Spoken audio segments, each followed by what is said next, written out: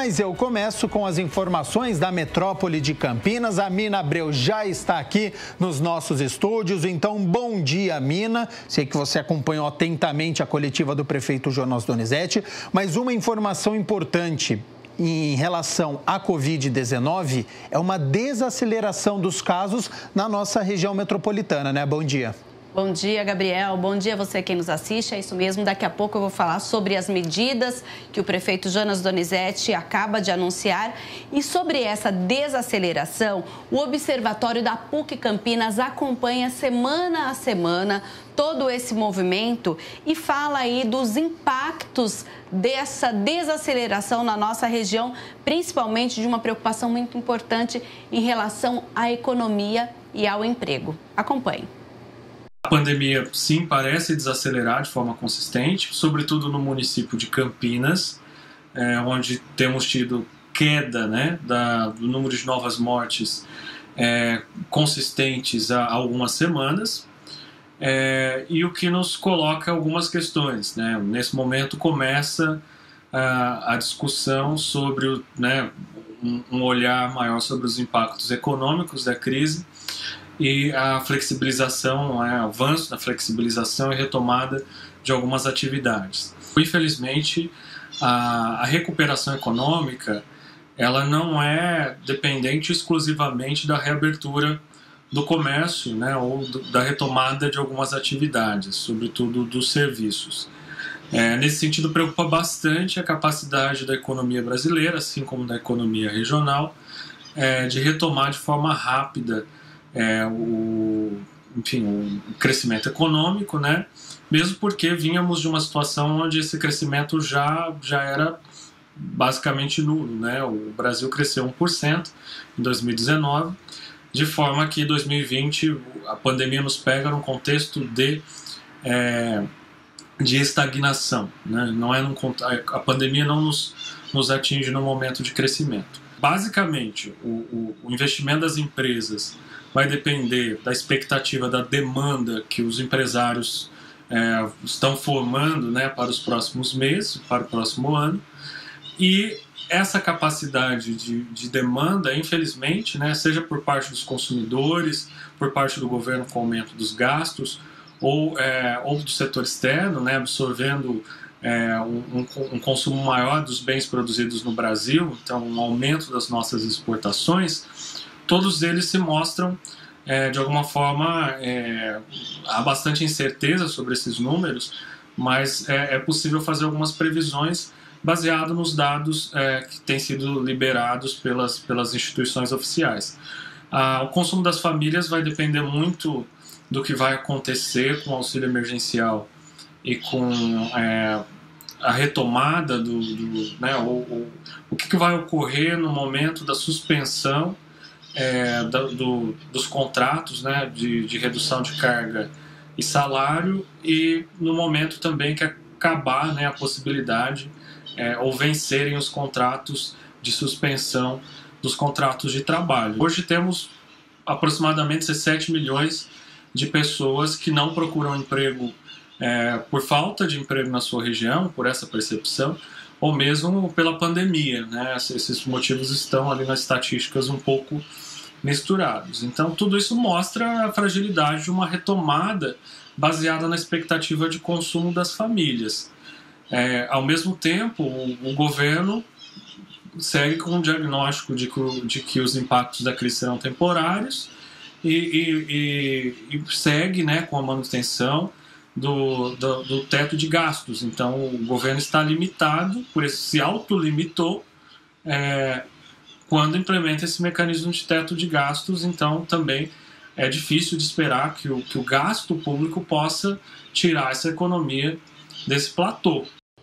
Bom, essa desaceleração é algo importante, frágil, como a gente viu nessa reportagem, que pode ser reversível, então todo cuidado precisa acontecer. A economia precisa, né, que caia ainda mais os números, e a parte da saúde também, mas já é uma boa notícia, então, a queda do número de contaminados em toda a nossa região.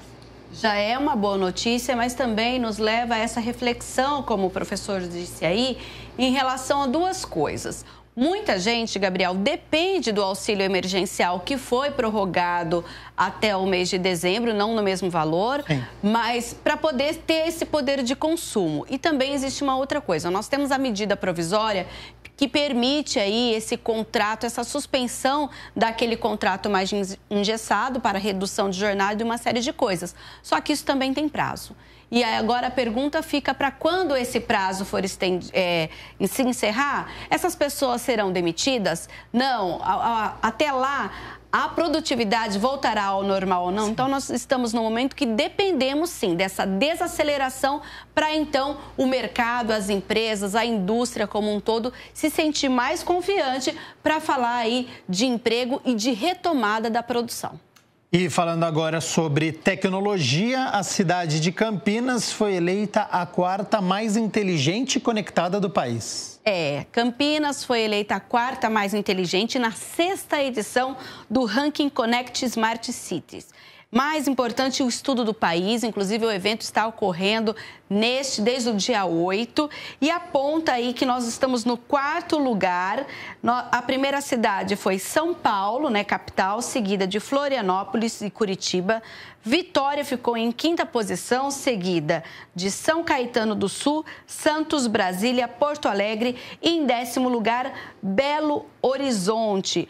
Referência em tecnologia e com um dos PIBs maiores do nosso país, a cidade está em 2º lugar da região sudoeste, também na economia, e na 3ª posição em empreendedorismo e tecnologia de inovação. Lembrando que são 70 itens que são avaliados das cidades que têm mais de 50 mil habitantes para chegar a esse ranking. E a gente está falando um pouco sobre retomada, sobre emprego. Para o setor gastronômico, tem curso online gratuito, né? Tem mesmo, a gente está falando aí de oportunidade e a gente sabe que o setor da gastronomia é um dos mais prejudicados em relação aí ao fechamento de muitos estabelecimentos. Por isso, o governo de São Paulo e o Sebrae São Paulo realizam entre os dias 14 de setembro e 2 de outubro, ou seja, começa segunda-feira, o evento online gratuito do Empreenda Rápido, Retomada São Paulo Gastronomia. A ação vai ocorrer ao longo de 3 semanas de atividades criadas especialmente para atender às necessidades deste setor. Então, a gente tem um evento com apoio também da Secretaria de Cultura e Economia do Estado, além da Agência São Paulo de Desenvolvimento. Para inscrição, olha só, acesse www.retomadasampaulo, sem o tio em cima, .sp.gov.br ou pelo telefone 0800 570 0800. Lembrando que é importante aí que todo mundo saiba como, então, se reerguer novamente ou até abrir o seu próprio negócio neste momento. Exatamente. Tem essa oportunidade, então, deste curso na área gastronômica e você vai falar agora de mais oportunidades no programa de estágios da CPFL. Isso mesmo, ela abre estágios em todas as suas áreas e aqui especialmente para os estudantes de Campinas e de Indaiatuba, tem até o dia 20 de setembro para se inscreverem aí nesse programa de estágios 2021 da CPFL, que é uma das principais portas de entrada para o desenvolvimento de uma carreira dentro da empresa, né? O programa, ele acontece anualmente e para 2021, o foco é aumentar a diversidade entre os candidatos do curso técnico de ensino médio, que a gente pode falar dos cursos de eletrônica, eletrotécnica, eletroeletrônica, mecatrônica, automação, eletromecânica e telecom, e também de muitos cursos superiores, que vai desde, por exemplo, administração, passa por jornalismo, psicologia e relações públicas. E lá no site que a gente já vai passar agora, tem a relação de todos os cursos em que esses estudantes podem fazer a inscrição para aí o estágio 2021. Nós temos cerca de 80 a 100 vagas dos estudantes aqui para Campinas, em Indaiatuba. Então, o site é cpfl.com.br/estágio CPFL. Vale a pena investir e começar aí uma boa carreira, né? E sempre estágio é uma importante experiência para uma vida toda de trabalho e de profissão. É uma grande oportunidade, né? Você pode permanecer na empresa, então ela está abrindo as portas, então, a CPFL com estas vagas também aqui para a cidade de Campinas. Estamos na pandemia, Mina Abreu, isolamento social, muitas pessoas ainda não estão saindo de casa e isso tem um reflexo também na nossa região em Americana, porque o estoque de sangue está em baixa. É isso mesmo. E então vem o apelo do Banco de Sangue do Hospital Municipal Dr. Valdemar Tebaldi, da cidade de Americana, que está precisando com urgência de doação, principalmente de 2 tipos. Olha só, A positivo e O negativo. Na verdade, desculpe, A e O positivo e negativo. Então vamos lá. A positivo e negativo e O também positivo e negativo. Os estoques, para você ter uma ideia, Gabriel, eles estão em torno de 40% nas doações, principalmente, como você falou, em relação à pandemia. E para evitar aglomeração ou qualquer tipo de risco, você pode, então, entrar por meio do aplicativo Sangue Amigo, que pode ser baixado aí no seu celular, no sistema iOS ou Android, ou então ligar diretamente lá no setor. O telefone é 3468-1739. Você que mora em Americana e precisa aí, pode dar a sua contribuição ou mora perto e quer também ir até o Hospital Municipal Valdemar Tebaldi ajudar aí nessa questão. Sobre os impactos ainda da pandemia aos artistas aqui de Campinas, o credenciamento já está aberto para poder receber aquele auxílio, né? Agora nós temos um novo credenciamento. Aquele primeiro foi fechado e agora a Prefeitura recebe até o dia 22 de setembro esse segundo credenciamento de artistas e trabalhadores da cultura para a produção de projetos de ações artístico-culturais.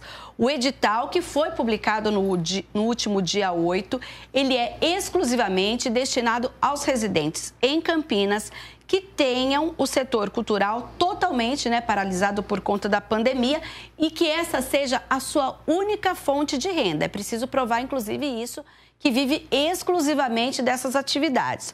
Para este segundo credenciamento, serão contemplados até 699 artistas que vão receber um valor bruto de R$ 561 por projeto. E os conteúdos podem ser disponibilizados no Cultura Abraça Campinas. Inscrições, portalcultura.campinas.sp.gov.br/editais. E tem um e-mail para dúvidas, editais.cultura@campinas.sp.gov.br. 11h21. Mina Abreu, vamos fazer o seguinte, a gente tem os dados também de coronavírus em Campinas e também na nossa região. Então vamos falar um pouquinho sobre os dados que eles foram atualizados nesta manhã. Eu já vou colocar aqui na nossa tela para a gente poder visualizar os dados na cidade de Campinas, que são casos confirmados já de 30.146, né? São 233 a mais que os números desta quinta-feira. A gente fala em uma desaceleração, mas essa semana parece que a gente, infelizmente, está com um número um pouco alto, apesar que quem acompanhou a coletiva do prefeito, ele mostra aí uma queda, mas ainda a gente, em relação a ontem, olha, 233 a mais, temos 610 em investigação, 58.918 descartados. Então, quer dizer, daqueles que estavam aguardando o exame, 576 a mais que ontem foram descartados. Então, é uma boa notícia. Boa notícia, exatamente. Nós temos 13 óbitos em investigação, eram 11. Nós temos 28.354 pessoas recuperadas, 188 a mais que ontem, também um ponto positivo. Pessoas internadas, 306, ontem eram 300. E nós temos 374 em isolamento domiciliar, ontem eram 340, ou seja, 34 a mais. E os óbitos, nós temos 5 a mais em relação a esta quinta-feira, 1.112 óbitos aqui na nossa cidade. São números que preocupam ainda, por isso que a gente precisa ficar atento, então, a todos esses números. A gente lembra que Campinas, com essas 1.112 mortes, elas fazem parte de um cenário aqui da região metropolitana que apresenta 2.323 mortes. Então, nesse cenário dessas mortes aqui na nossa região, Campinas, claro, é a maior cidade e apresenta os maiores números. A gente tem aí, seguido de Americana, 135 óbitos, Arthur Nogueira, 13, Cosmópolis, 34. E temos aí uma outra cidade, por exemplo, Santa Bárbara do Oeste, que você já tinha mencionado até numa outra oportunidade. É uma cidade que tem 145 óbitos, Sumaré 202. Então, depois de 1.112 de Campinas, a gente cai lá em Sumaré. Olha, se você olhar aqui... Deixa eu voltar aqui para você, Mirna. Casos confirmados. Casos confirmados. Olha, quando a gente entra em casos confirmados, a gente tem em toda a região metropolitana 71.696, sendo que só a nossa cidade tem 30.146. E a gente começa a observar que aqui está em ordem alfabética, depois de Campinas, realmente a gente tem Sumaré, e aí depois a gente tem a sequência, Sumaré com 5.504. É muito caso. E depois Santa Bárbara do Oeste, com 4.934 casos. E esses números seguem a tendência, infelizmente, também, quando a gente fala nos óbitos, né? Mais de 2.000 mortes confirmadas. E aí, depois a gente entra nas cidades. Olha, Campinas a gente coloca na frente porque é a cidade central da região metropolitana. Nós temos cidades com pouquíssimos números. Olambra é o que tem a menor, 3 casos apenas. Mas passa um pouquinho, Gabriel, por favor. Aí a gente chega realmente, olha, Sumaré com 202, Santa Bárbara do Oeste com 145, Valinhos com 125. Então, todo mundo tem que estar atento a essas questões de controle tanto da pandemia, das aglomerações, o uso de máscaras. Lembrando que eu e o Gabriel, por exemplo, aqui no estúdio, nós não estamos usando porque nós estamos mantendo a distância, mas o pessoal da nossa equipe, todo mundo está usando máscara. E isso deve ser feito regularmente, agora deve ser uma rotina. Exatamente, né? Manter todos os cuidados da Organização Mundial da Saúde, esse distanciamento, utilizar máscara, a gente tem álcool em gel aqui, a gente lava as mãos sempre com sabão, então a gente está cumprindo todas as ordens da OMS. É isso mesmo. Certo, Mina Abreu? Certinho, então. Eu vou falar sobre o prefeito daqui a pouquinho, é isso? Combinado? Você volta daqui a pouquinho, ainda nesse bloco, com todas as informações que você acompanhou da coletiva do prefeito Jonas Donizete. Tem notícia importante e notícia positiva também, viu? Eu volto já.